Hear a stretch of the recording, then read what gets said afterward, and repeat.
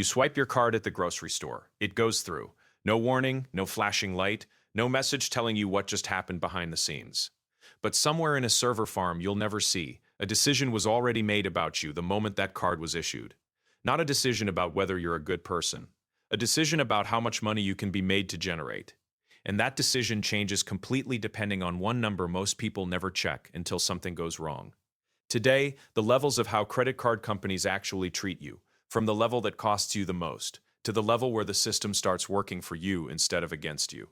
Level 1. Maxed out minimum payments. Your balance is close to the limit, maybe $4,800 on a $5,000 card. You make the minimum payment every month because that's what the app tells you to pay, and paying the minimum feels like keeping up. It is not keeping up.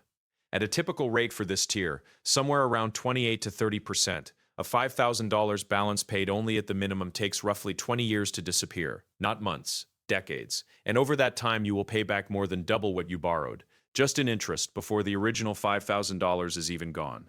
The card company is not confused about this. The minimum payment is calculated specifically to keep your balance alive as long as legally possible while collecting the maximum interest along the way. This isn't a hidden conspiracy.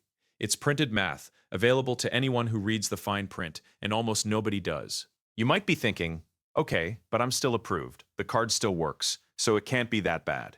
That's exactly the trap. The card working is not the same as the card being good for you. At this level, you are the most profitable kind of customer a credit card company can have. Not because you spend a lot, because you carry a balance and pay just enough to keep it alive. Every fee here is treated as routine income. A late fee. A small additional purchase that pushes you over your limit. An over-limit fee on top of the interest you're already paying. None of these are penalties in the company's internal language. They're called fee revenue. And there's a department whose performance is partly measured by how much of it comes in. You are not seen as a risk at this level. You are seen as a recurring revenue stream that occasionally needs slightly more attention than average. Level 2. Multiple cards. Rotating debt. You're not maxed out everywhere, but you have 3 or 4 cards, and the balance just moves around. You pay down one, the spending creeps up on another. You're not ignoring the debt. You're managing it, just not in a direction that ever actually shrinks the total. Something changes here that didn't exist at level 1. The companies can now see each other, indirectly, through your credit report. Every time you apply for a new card or a balance transfer offer, a new inquiry shows up, and your utilization ratio, how much of your available credit you're actually using, becomes the number that quietly decides your fate.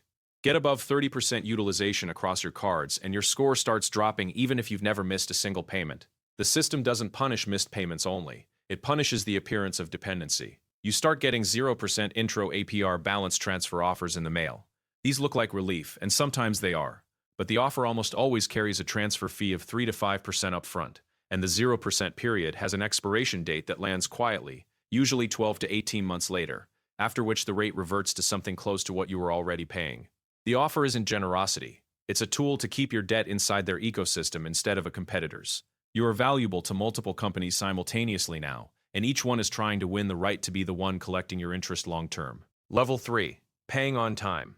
Carrying some balance. You're not drowning anymore. You pay on time every month, but you still carry maybe $1,500 to $2,500 month to month instead of paying it off completely. Your score has climbed into the high 600s, maybe low 700s.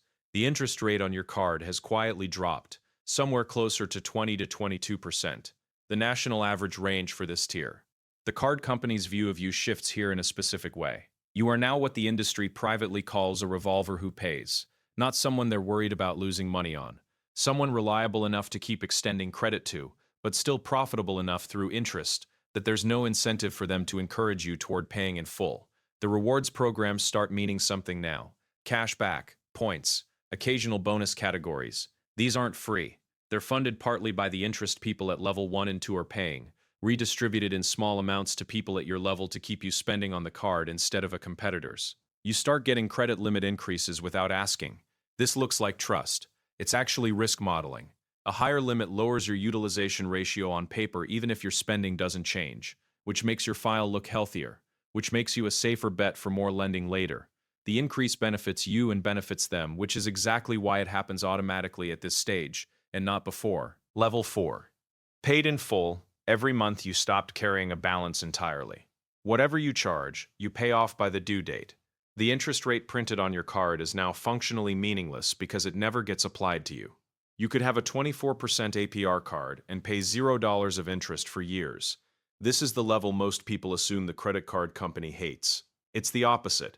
You are now what the industry calls a transactor, and while you don't generate interest revenue, you generate something almost as valuable: interchange fees. Every time you swipe, the merchant pays a small percentage, usually 1.5 to 3%, to your card network and issuing bank. You don't see this fee. You don't pay it directly. But the more you spend, the more revenue flows to the company from the merchant side instead of from you.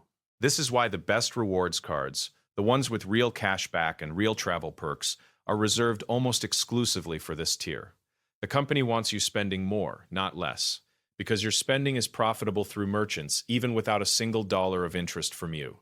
Your excellent credit score now becomes leverage you can actually use elsewhere: lower rates on a future mortgage or auto loan, because the same number that determines how a credit card company treats you also determines how every other lender treats you. Level 5. High limit, premium status. Your combined credit limits across cards are well into six figures. Your score sits above 780. You've been approved for at least one premium card with an annual fee of $400 or more, the kind that comes with airport lounge access and a dedicated customer service line that doesn't put you in the general queue. At this level, the relationship stops being purely automated. There's a retention team whose job includes you specifically, not by name necessarily, but by tier. If you call to cancel a premium card, you are very likely to be offered a retention bonus, a statement credit, extra points, sometimes a temporary reduction in the annual fee. Things that were never advertised anywhere and were never going to be offered unless you asked to leave.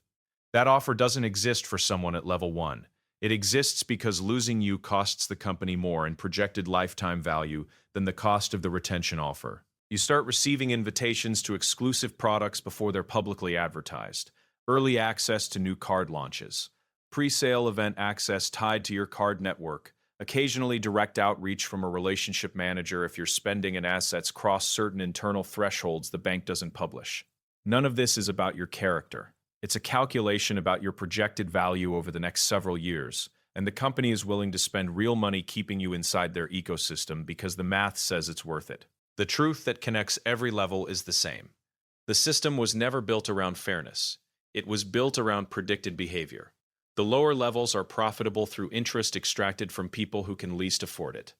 The higher levels are profitable through spending volume from people who barely notice the cost. Same company, same 5-digit plastic card, completely different machine running underneath depending on which number you carry. If you're somewhere in levels 1 through 3 right now, the way out isn't complicated. It's just uncomfortable. Pay more than the minimum, even by a small amount, because the minimum is mathematically designed to keep you exactly where you are. Keep your utilization under 30%, ideally under 10%, because that single number affects almost every offer you'll ever get from this point forward. And before you accept the next balance transfer offer that lands in your mailbox, read the expiration date on the 0% period first, because that's the part of the offer they're hoping you skip. Which level are you at right now, and has it changed in the last year? Tell me in the comments. I read all of them.